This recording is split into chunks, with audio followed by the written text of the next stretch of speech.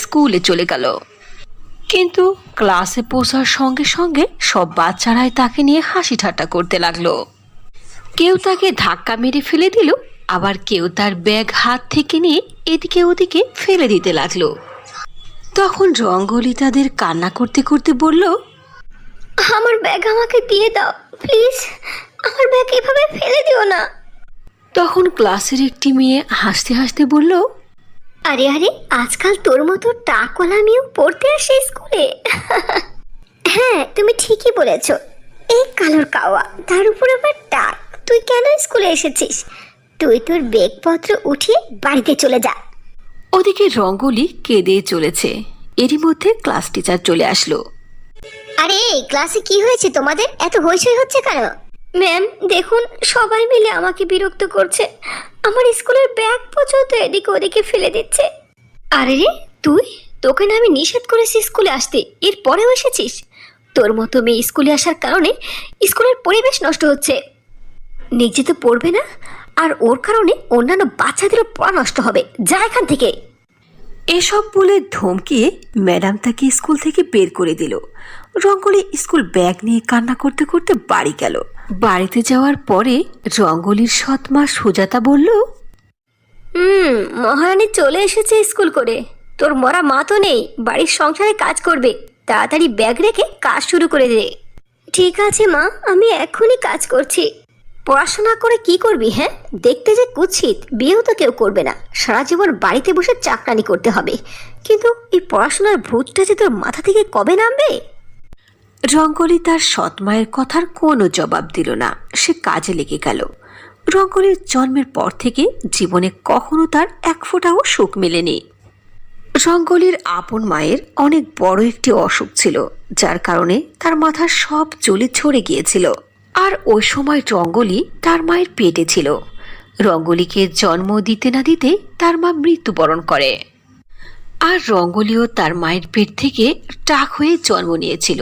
এসব দেখে রঙ্গোলির বাবা শামছুল বলল, এক বিপদ থেকে কাটিয়ে উঠতে না উঠতে আর এক বিপদ চলে আসলো। আল্লাহ জানে এই বিপদ থেকে আবার আমি কি করে কাটিয়ে উঠব। এর কিছুদিন পরেই শামছুল সুজাতা নামে একজন মেয়ের সঙ্গে দ্বিতীয় বিয়ে করে। স্বামী স্ত্রী দুইজন মিলে রঙ্গোলির জীবন একেবারে পুরোই নষ্ট করে দিল।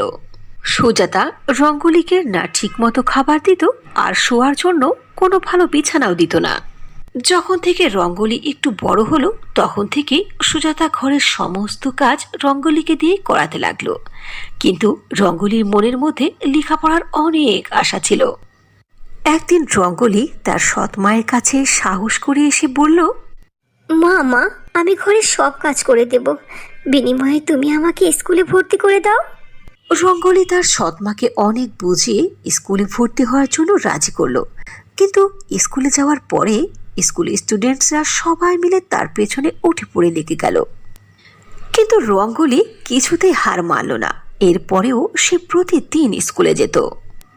এর পরের দিনও যখন রঙ্গোলি স্কুলে গেল, তখন তার একজন স্কুল স্টুডেন্ট রাধা তাকে বলল, এই রঙ্গোলি, তোর পড়া যদি এত শখ থাকে তাহলে ক্লাসের বাইরে গিয়ে বসে পড়, কারণ তোকে দেখে আমাদের সবারই ঘৃণা করে।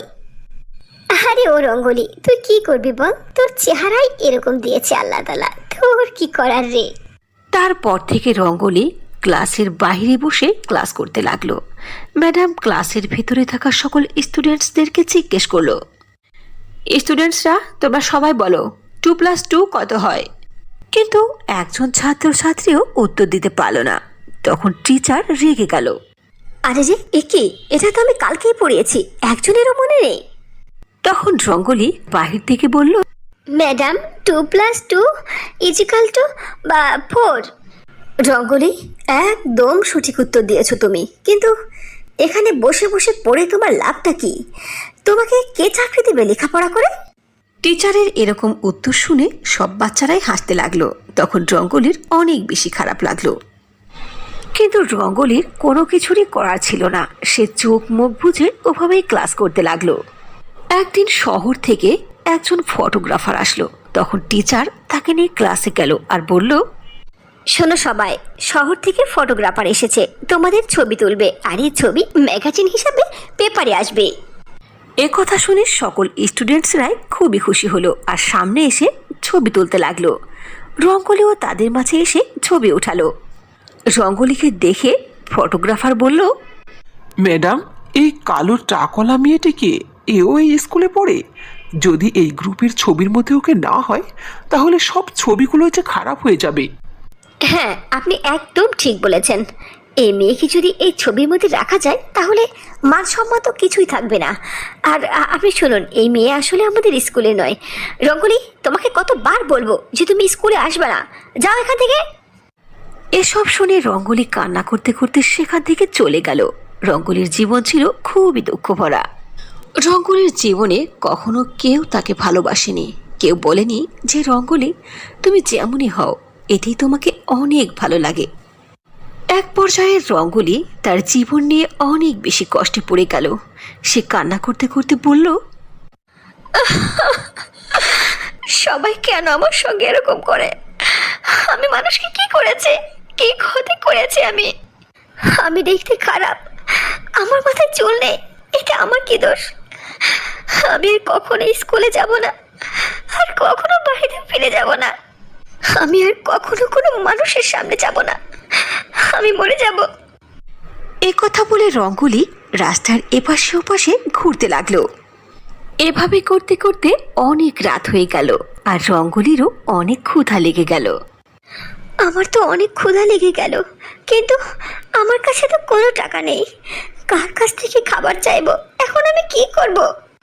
অনেকক্ষণ ভাবার পরে রঙ্গলি এক হোটেলে গেল আর বলল, আঙ্কেল, আমার অনেক ক্ষুধা পেয়েছে, দয়া করে আমাকে কিছু খেতে দিন, খুবই ক্ষুধা পেয়েছে আমার।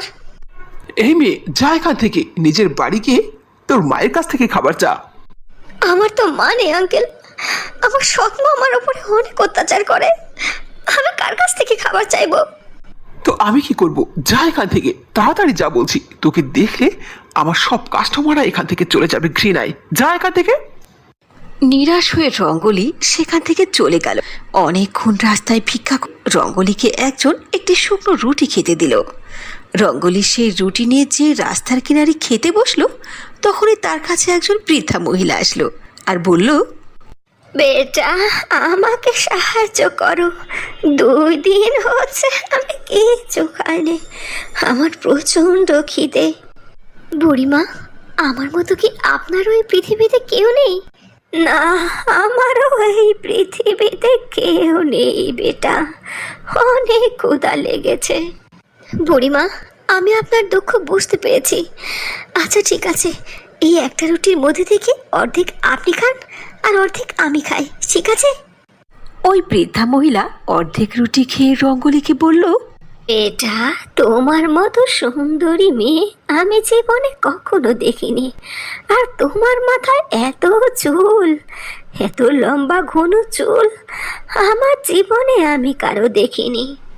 কিন্তু বুড়িমা, আমার মাথায় তো কোনো চুলই নেই, আপনি কেন এভাবে আমাকে ঠাট্টা করছেন? বেটা, তুমি এসব বুঝবে না, এখন তুমি ঘুমিয়ে যাও, অনেক রাত হয়েছে। এ কথা বলে সেই বৃদ্ধা মহিলা সেখান থেকে চলে গেল। রঙ্গলিও সেই মহিলার কথাই বেশি চিন্তা ভাবনা না করে ঘুমিয়ে পড়ল। সকালবেলা যখন রঙ্গলির চোখ খুলল, তখন সে দেখলো একজন মানুষ তার সামনে দাঁড়িয়ে আছে। আরে এই মেয়ে, পরীর মতো সুন্দরী তুমি, এত সুন্দর রূপ নিয়ে রাস্তায় কেন শুয়ে আছো? আর তোমার মাথায় এত সুন্দর ঘন লম্বা রেশমের মতো চুল, নোংরা হয়ে যাবে তো ধুলায়। এ কথা শুনে রঙ্গলি কিছুতেই কিছু বুঝতে উঠতে পারল না। এরপর যখন সে নিজে চোখে তার হাতের কালার দেখলো, তখন সে খুবই হতভম্ব হয়ে গেল। আরে রে, আমার হাত পা, আমি কত ফর্সা হয়ে গেছি! আরে আমার মাথা! তখন রঙ্গলির মনে হয়ে গেল সেই বৃদ্ধা মহিলার কথা। রঙ্গলি নিজেকে সুন্দরী ও মাথায় লম্বা ঘন চুল হতে দেখে প্রচণ্ড খুশি হলো। সে খুশিতে নাচতে আরম্ভ করলো। আমি এখন অন্যান্য মেয়েদের মতো দেখতে সুন্দরী হয়ে গেছি। যাই, আমি এখন স্কুলে যাই, কেউ আর আমাকে কথা শোনাবে না, সবাই আমাকে ভালোবাসবে, আমার সঙ্গে ফ্রেন্ডশিপ করবে। এরপরে রঙ্গলি যখনই স্কুলে পৌঁছলো, ঠিক তখনই অনেক জোরে ভূমিকম্প শুরু হলো। ভূমিকম্পের কারণে স্কুলের ওয়াল ধসে পড়ল আর ওয়ালের নিচে একজন ছাত্রী পড়ে গেল। বাঁচাও বাঁচাও, কেউ আমাকে হেল্প করো, আমার দুইটা পা ওয়ালের নিচে পড়ে গেছে। এরপর রঙ্গলি এসব দেখে তার মাথার লম্বা চুল দিয়ে সেই মেয়েটিকে পেঁচিয়ে টেনে ওয়ালের ভেতর থেকে বের করলো। সেই মেয়েটি ছিল রাধা। এই রঙ্গলিকে অনেক বেশি কষ্ট দিত। রাধা রঙ্গলিকে জড়িয়ে ধরলো আর ক্ষমা প্রার্থনা করলো। তখন সেখানে ক্লাস টিচার চলে আসলো আর রঙ্গলিকে দেখে বলল, রঙ্গলি, তুমি দেখতে এত সুন্দরী হয়ে গেলে কি করে? ম্যাম, মনের সৌন্দর্য আর মানসিকতা মনুষ্যত্ব দিয়ে এমনটা হয়েছে, এটা আপনি বুঝবেন না। এরপর স্কুলের সব ছাত্রছাত্রীরা এসে রঙ্গলিকে জড়িয়ে ধরলো আর ক্লাস টিচারও ক্ষমা প্রার্থনা করলো। রঙ্গলি সবাইকে মাফ করে দিল। ক্লাস টিচার বলল, রঙ্গলি, আসলে তুমি অনেক ভালো মেয়ে। এইবার যখন সামনে ফটোগ্রাফার আসবে তখন ম্যাগাজিনে তোমার ছবি দেব অনেক বড় করে। পরের বছরে ম্যাগাজিনের ছবি ছাপা হলো রঙ্গলির। রঙ্গলির লম্বা চুলের কারণে সে সারা দেশের মধ্যে ফেমাস হয়ে গেল। লম্বা চুলের কারণে তাকে আর জীবনে কখনো পিছন ফিরে তাকাতে হয়নি।